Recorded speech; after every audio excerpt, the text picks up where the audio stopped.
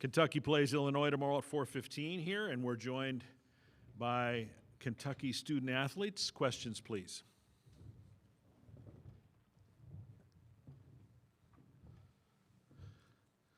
Hey guys, Tyler Thompson, Kentucky Sports Radio. This is for Trent. Trent, that shot in the first half was huge. I was wondering how much you've heard from your friends in Harlan. How many texts did you have when you woke up this morning?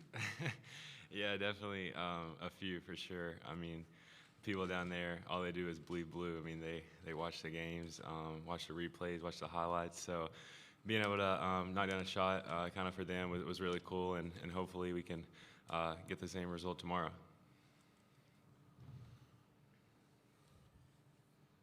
Daryl Bird with the Cats Paws in Lexington. For the two in-state kids, you grew up watching this event, watching Kentucky play.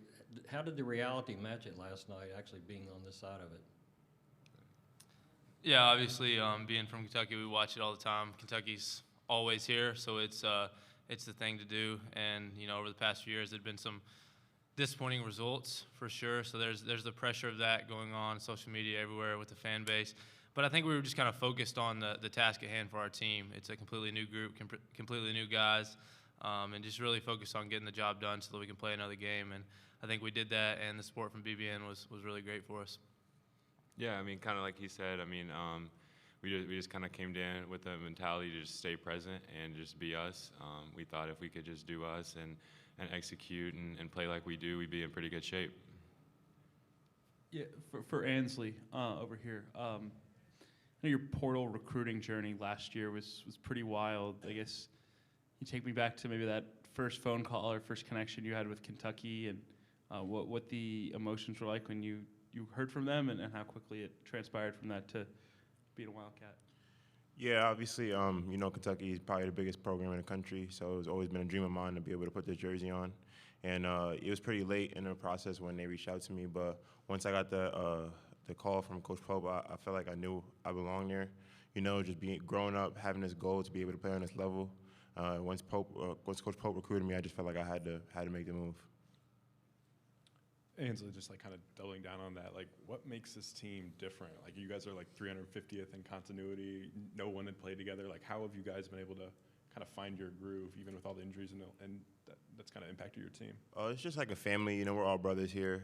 We did a lot of things throughout the season off the court as well as on the court just to make sure that we're together. You know, ever since we got here in June, we've been, you know, working to become this one family that we are today. So, like you said, when we had these injuries and stuff like that, we just tend to lean more into each other instead of into the outside things. We don't let distractions bother us because we're just so close. So I feel like that's one thing that's very unique about us. We're just a very tight-knit, brother-like program.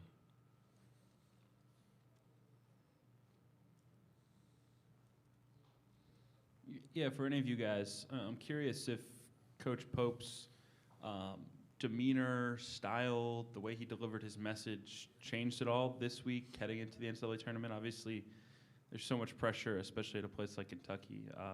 How has he dealt with it, and how has he kind of passed that on to you guys?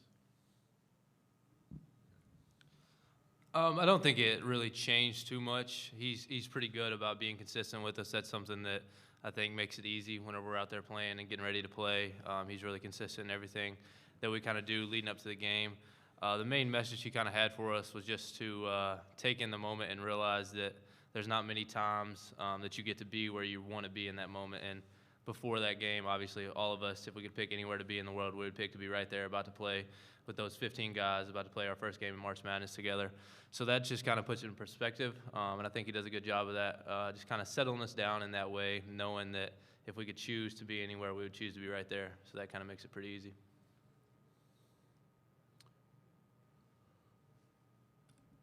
Yes, it's for Trent and Travis. You know, you guys have been asked to step up into roles a little quicker probably than you imagined due to injuries. And how would you describe your journey this year? Yeah, I mean, it's definitely been a growing up experience for sure, but I think Coach Pope has made it really easy for us. I mean, he's always instilled us with confidence, even on when things aren't going well, even in our players. Like Jackson yesterday was, I mean, sit on the bench, he would die to be out there playing with us, but I mean, he's just super encouraging, and that's what makes us really special. I kind of feel like we're just such a close family, and whenever you go out there, you can just trust the the brother beside of you, and it makes it easy for young guys like me, TP, and Colin. Yeah, I agree with that. I think our team and coaching staff has done a great job all throughout the season in the moments where we needed us to kind of step up, or they've said a lot that we're just kind of being thrown into the fire. Like we know we've got 15 guys there to back us up, 15 guys that believe in us, and that makes it really easy to go out there and play free and just play for each other really in that moment. Maybe if I can ask and go right down the line, please, and we'll start with Trent. From what tape you've studied of Illinois, what do you think the keys will be in the game tomorrow? Yeah, I mean, obviously, Illinois is a really talented team. They're very well coached, and they get up a lot of threes as well. So I just think the main thing is we just have to keep them off the glass. But more importantly, we just got to do us. We just got to play our style of basketball, play our game, get out in transition, get our threes up, and wedge. So, yeah, they're obviously really talented, really good ball club. But I think if we just got to focus in and do us tomorrow. Yeah, kind of those same things. They're a great offensive rebounding team. That's something that they strive on when they're winning their games. They're making threes and rebounding the ball well. So we want to really focus on defensive rebounding. I feel like we've been pretty good at that all year. Just kind of still focus on that. And then just like you said, play our game on offense, get out in transition, try and dictate the pace that we want to play at, and that should lead to us being successful. Yeah, piggybacking off what they said, Illinois is their big physical team. Some we've been accustomed to playing in the SEC, so we got to make sure that we're ready for the battle. It's going to be a physical battle in the paint. We're going to have to, be able to crash the boards offensively and defensively and keep them off the boards while we're at it. And like they said, just try to play our game, impose our will on the game, and don't let them impose their wills. And just be ready for a 40-minute battle. Anything else for the student athletes? All right, thanks, guys. Good luck tomorrow. Thank you. We'll have Kentucky head coach Mark Pope momentarily.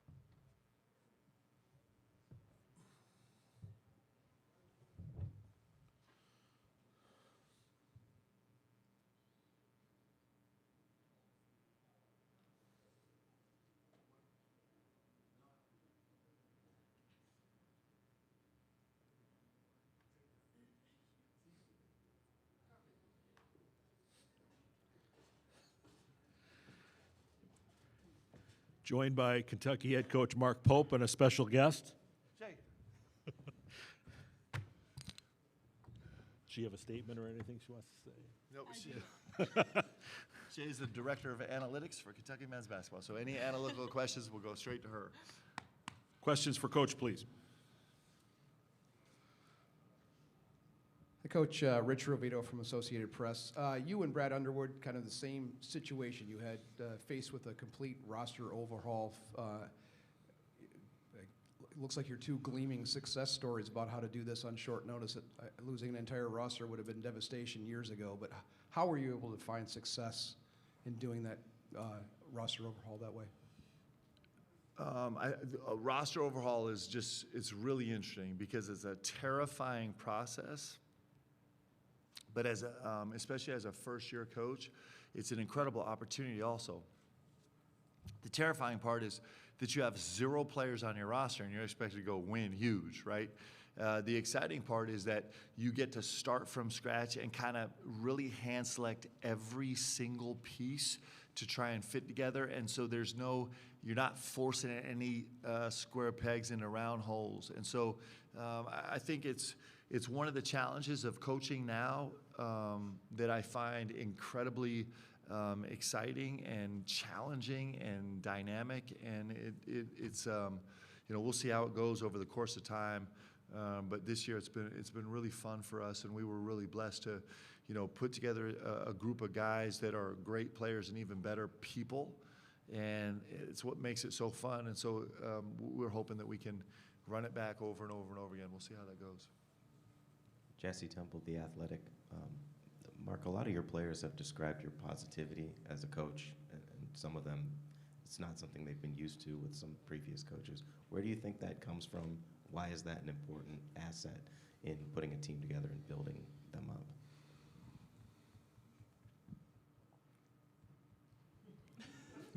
up? Shay would be like, my dad is not positive. He grounded me last week. Yeah. Is that true?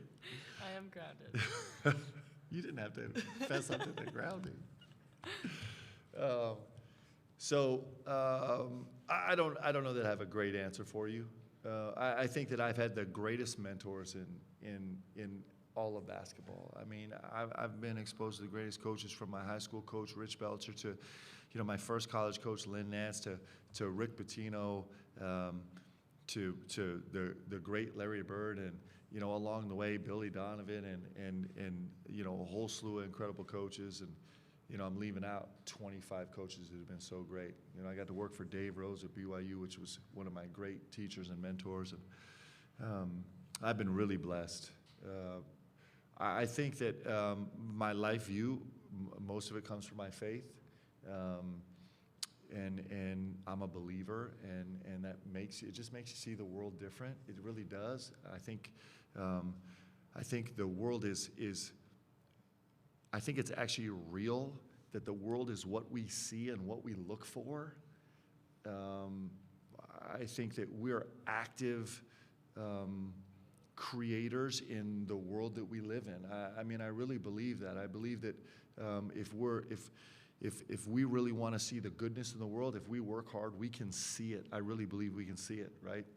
I think that my faith is a foundational principle is gratitude, and I think it's really hard to not be positive, not be joyful, not be happy if you work really hard at gratitude. I mean, if we all take the time in our day to sit down and start listing the things that we can be grateful for, starting from the very basic level, how can we not love life and be so incredibly full of joy and positivity? Because it's just miracle after miracle. Just the fact that we get to wake up every morning. I'm giving you a long answer because I actually love this. I believe in this. You guys have heard this kind of story of, if I gave you $10 million right now, would it make you happy? And most would be like, yeah, I would take that in a second. No strings attached. Are you kidding? And if I said, well, here's the deal. If I was going to give you $10 million today, or you could wake up tomorrow, which would you choose? And you would choose to wake up tomorrow, right? And so waking up tomorrow is worth way more than $10 million. That's a fact, and it's a reality. It's just sometimes we don't actually take the time to look at it and understand it that way. And when we actively do that, I think our lives get really, really good, really, really fast. And so I think that I want my guys to be challenged. I want them to face all of the struggles and trials and adversity that this game and this experience can offer them, because it gives them a chance to grow. But I also want them every single day to remember how blessed they are to have the opportunity to wake up to be basketball players at the University of Kentucky. It's just incredible. And so, I don't know, I love it, man. I love the whole thing, and it's not hard. It's not hard to find joy in life. Mark, Darrell Bird with the Cats Paws Lexington. Bear with me a sec. When all the years I covered John Calipari at Kentucky, you could count on 6'3" point guards. And I remember asking him, why break something that works for a 5'9" Tyler Eulis? He said, because he has the heart of a lion. Correct me if I'm wrong, please. When I look at you guys, if I was to build a player, I'm thinking three-point shooter extraordinaire, great passing, so on, so on. I look at your roster, and I think the one guy who doesn't fit but it clearly works is Ortega. Is that right? And if so, why would you be drawn to him? Well, Ortega's shooting 36% from the three-point line right now. He's pretty good, right? I think Ortega is you know, I would probably echo. I think every coach in America would echo the same thing, and that is that, you know, certainly we want to find players that have certain capabilities and attributes that fill certain areas of the stat sheet, that have certain skill level. But when it comes down to the game gets way simpler. You know, I'm gonna let you guys in on a little secret. None of us coaches are really rocket scientists, right? It's pretty, you know, you got to go really guard, you got to really rebound the ball, and you got to, you know, share it. And it probably doesn't get a lot more technical than that.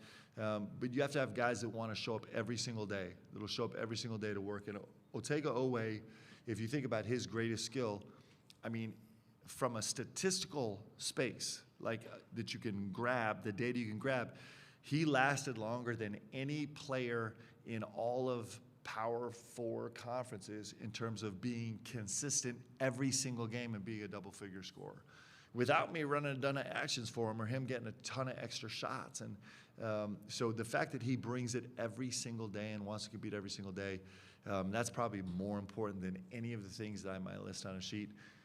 Conveniently for us, he's doing all the things that you list on the sheet also. I mean, yesterday he was a 6-assist guy in a game where a really good Troy team, the reason they're really good is because they're so disruptive and so disorienting and so confusing with how they guard.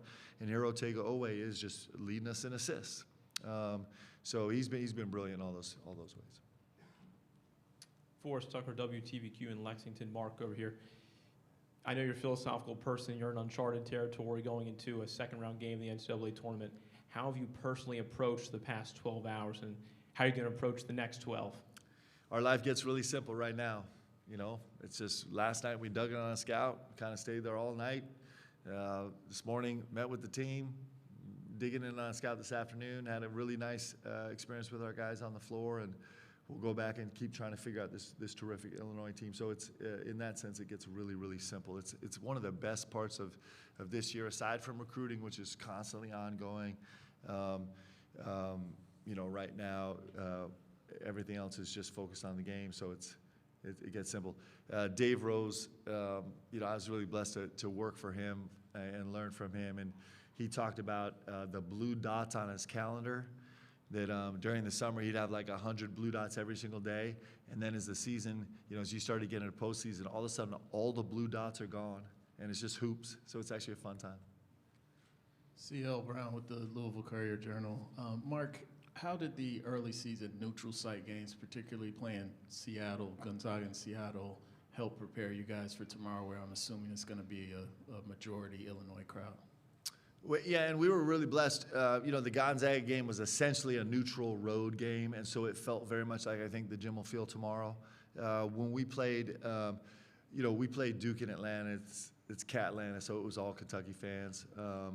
But it's you know, we've also had great road games. You know, at Tennessee is a great environment. At Mississippi State's a great environment, and so it's our guys have been through this. You know, we're really blessed to have a really experienced lineup that feel this, and I think they love it.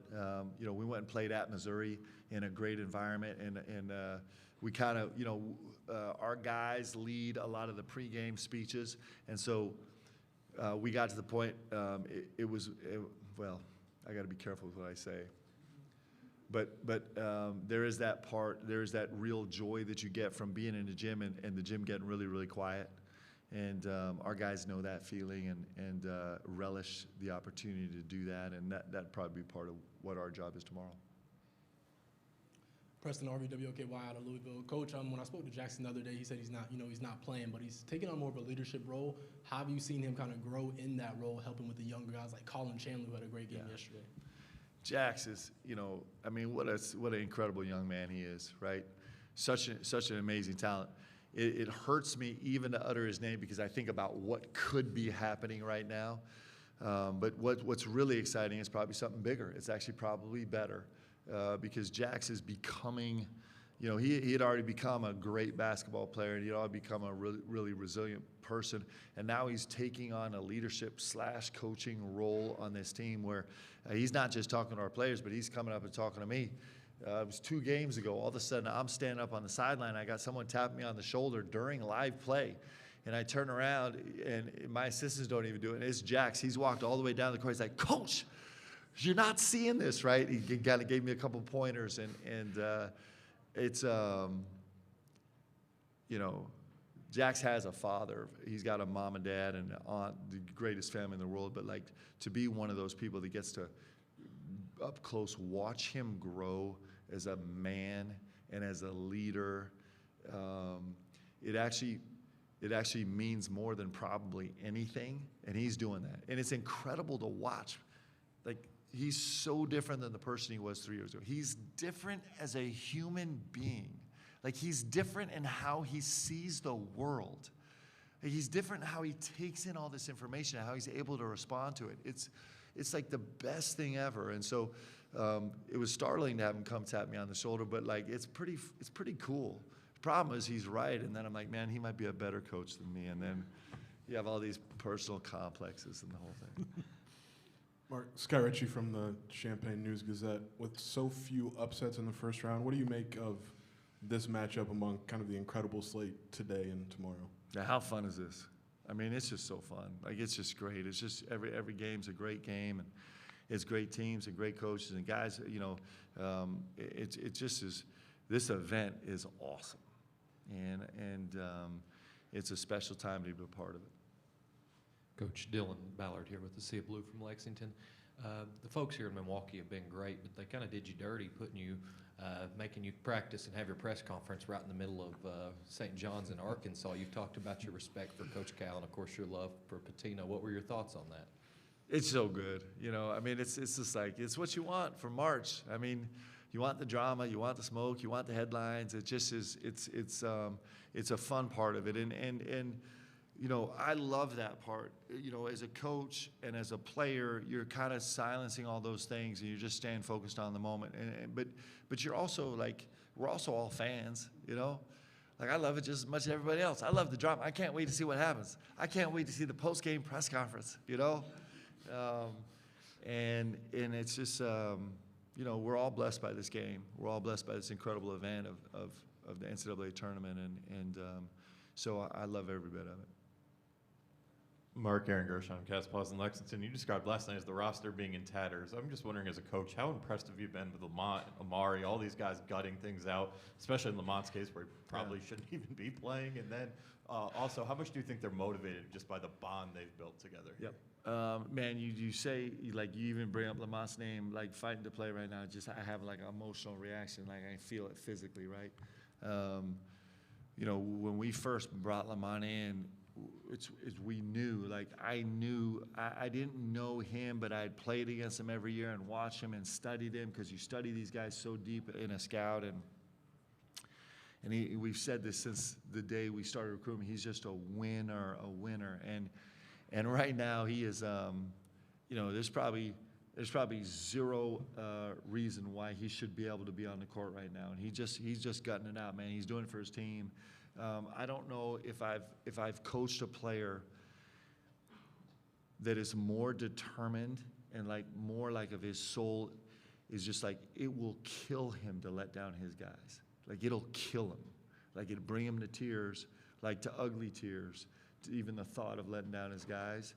And so you have someone like that in your locker room, and you get someone like that on the court, and it's pretty special. And you know, I think I actually think he's going to be amazing tomorrow.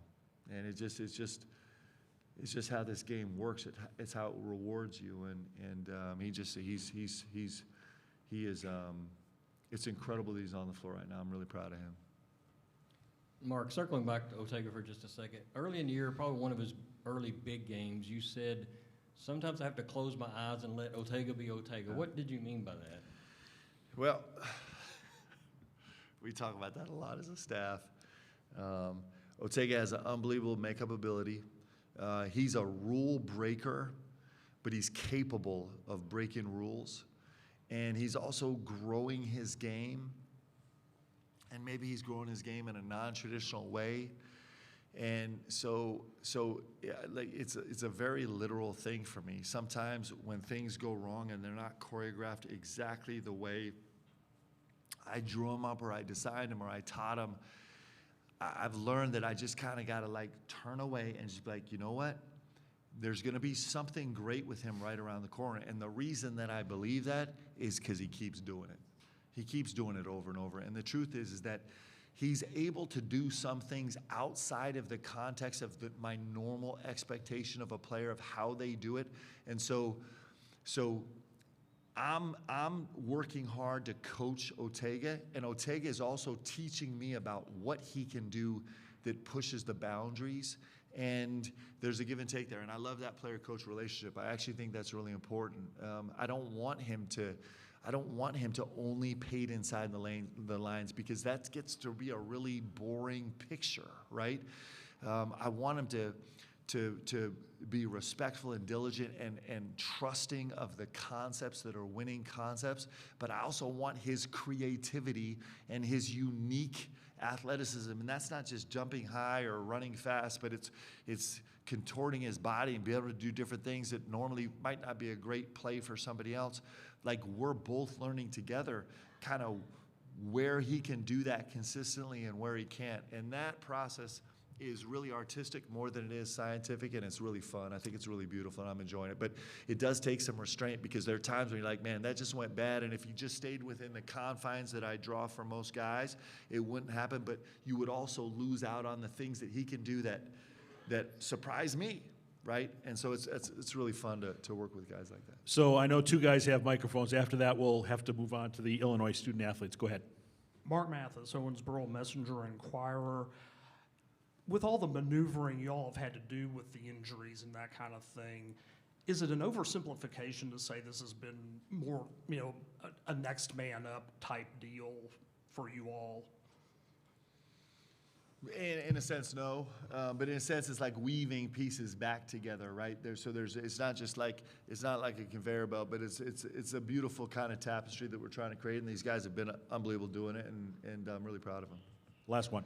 Mark, Jeff Picoro, ABC TV Lexington. Could you talk a little bit about your bigs, especially with the confidence it seems that Brandon has now, and how that kind of changes things for you? Yeah, Brandon is I'm telling you, like, he's fun, right? I mean, he's sometimes wrong, but never in doubt. And I love that about him. That's what you want your players to be. And, he's doing really special things. I mean, his float game has grown to the free throw line. His three-point game is really, really dangerous right now. His decisiveness on turning down decisions to get to the good one. He's a huge high-level decision maker for us. He's got the ball in his hands. You guys will see him as we have three cutters going at the same time. He'll be like a turn down, a really probe, a turn down, and finally choose the right one. And that's advanced level, like, processing in his mind. He's been really great. Thanks, guys. Coach, thank you. Good luck tomorrow.